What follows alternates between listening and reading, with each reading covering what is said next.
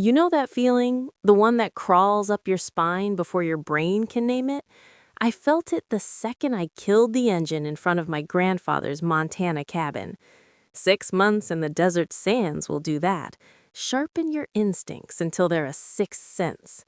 The place should have been sealed tight as a tomb against the freeze, but the metal screen door was whipping on its hinge. Slap, slap, slap. Each blow a heartbeat out of rhythm. The porch light above me was dying, flickering a sick yellow. Just enough light to see the trail in the fresh snow. Bare footprints, dragging, not walking, smudged at the toes, like someone had been falling forward with every step. I didn't call out. I pushed the front door open with 2 fingers. The hinge screamed. A gust rushed past me, carrying the scent of pine cold and something else. Copper. Blood. Snow had blown in, making little white dunes on the hardwood. Glass glittered by the shattered window. And then I saw him, my granddad, Arthur Ace McCall, an 86-year-old former Army engineer, a man who'd built bridges under fire, crawling across his own living room floor, not on his knees, on his belly, pulling himself forward by his fingertips. Dried, rust-colored blood streaked his knuckles. His breath came in thin, ragged clouds. He looked up. His eyes told the whole story. Shock, relief, and a shame so deep it felt like an apology. I got an arm under him. His shoulders were bird-bone sharp under his flannel shirt. His skin so cold it burned my palm. That's when I saw the note on the counter, held down by an empty whiskey glass. The handwriting was my aunt's. Breezy. Cruel. Mara, gone to Reno with a business partner. The old man was too much work. You handle it. Linda. The air left my lungs. This wasn't neglect. This was a sentence. They'd walked out and left him for the cold to finish. I got him into a chair, wrapped him in my field jacket. His pulse under my fingers was a weak, fluttering thing. His lips were cracked, blue, but they moved. Linda and Tyler, he rasped, each word a fight. They took the pills, the cash. He sucked in a painful breath. Jonas was with them. The name hit me like a rifle butt to the chest. Jonas Creed, a name people in our valley said in whispers, if they said it at all. I didn't panic. Soldiers don't panic. We assess. The medicine cabinet was ransacked. The small floor safe gaped open, empty, and the security camera wires by the back door, they weren't torn. They were sliced, clean, professional.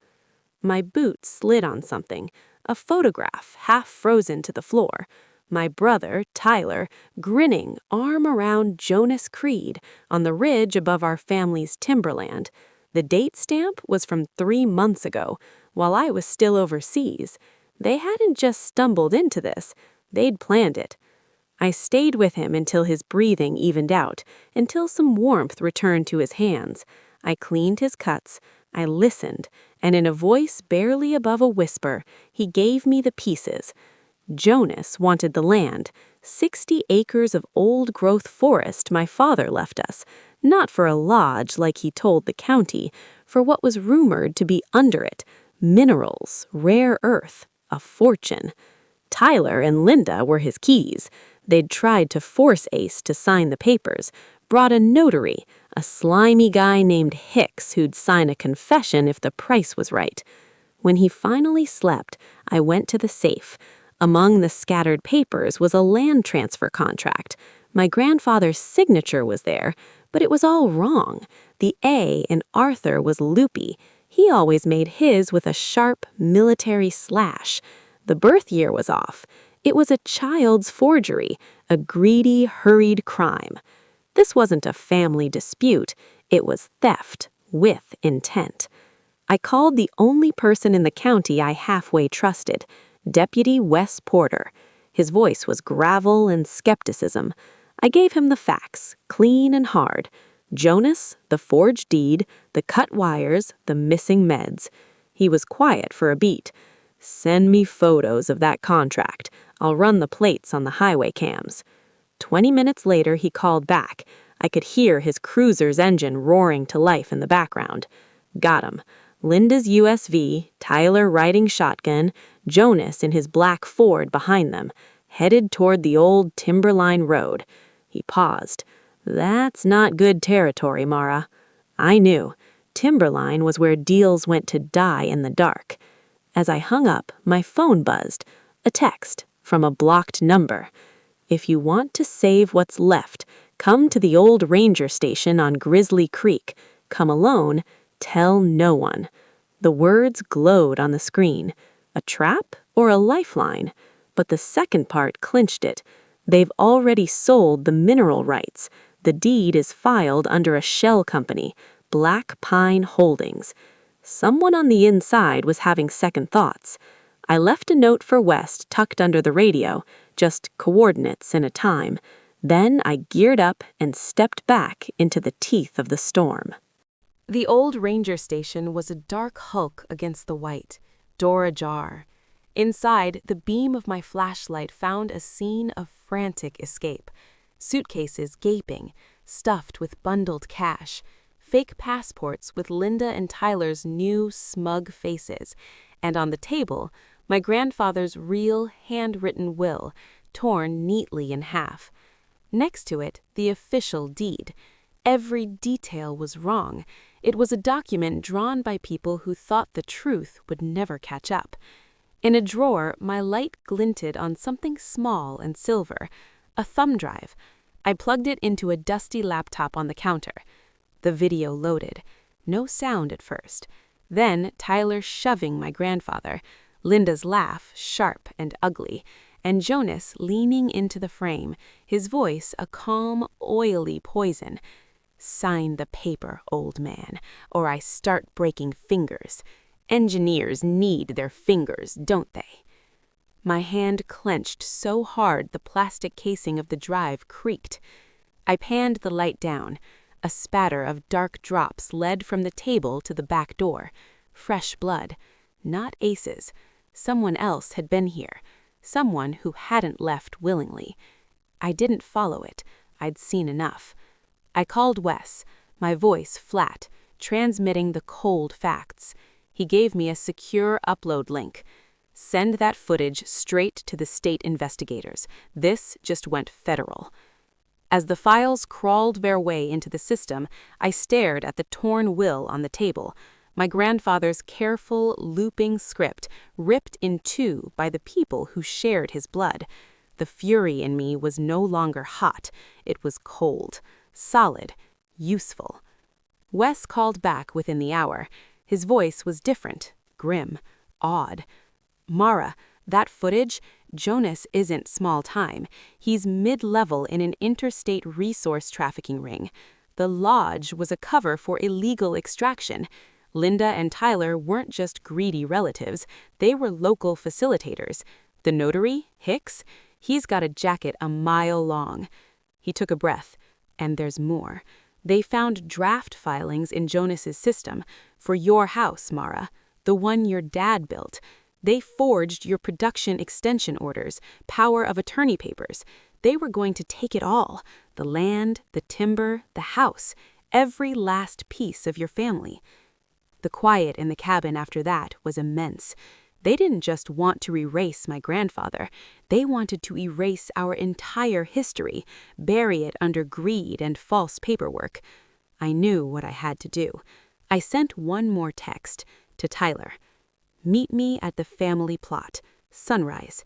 Come alone if you want to explain this to Dad's face." The cemetery at dawn was a monochrome world of white and gray. I stood by my father's headstone. I'd laid the evidence out on the flat marble top like an exhibit. The thumb drive, the forged deed, the torn will, printouts from the state database on Black Pine Holdings. They came, all three of them. Linda, wrapped in faux fur, looking pinched and furious. Tyler, trying to swagger, but his eyes were scared rabbits. And Jonas, moving with the calm of a man who's bought his way out of everything. Sentimental, Jonas sneered, nodding at the graves. "Won't pay the bills, girl." "This will," I said, and I tapped the deed. "It's fraudulent. The notary is flipping on you as we speak. The mineral claim is frozen, and the federal RICO task force has your entire financial trail." Linda's face collapsed. "Tyler, you said it was clean."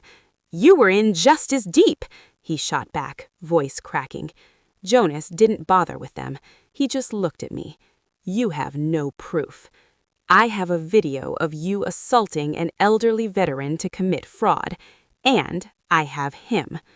From behind the thick trunk of an old Ponderosa, Deputy Wes Porter stepped out, and he wasn't alone. 2 men in dark jackets with DOI on the sleeves, Department of Interior Investigations. They moved quietly, purposefully. Jonas ran. He made it 3 graves over before one of the agents tackled him into a snowdrift, cuffing him while he cursed into the ice.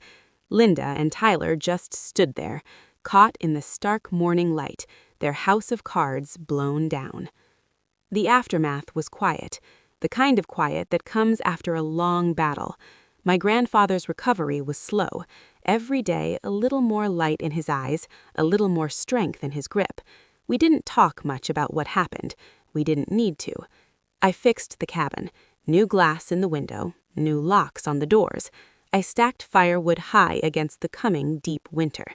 One evening, as the fire danced and the wind sang outside, Ace reached over and put his gnarled hand on mine. His voice was rough but clear. "You didn't just save an old man's pride. You saved his story, and your father's story. That's the only thing that really matters." I looked out at the forest shrouded in snow and twilight. My forest, my father's forest, protected not by a piece of paper, but by the simple, unbreakable will to stand your ground. They thought a soldier returning from the desert would be tired, broken, easy to roll over. They forgot what the desert teaches you: how to find water in the barren places, how to withstand the heat, and how to protect what's yours with a fierceness that outlasts any storm.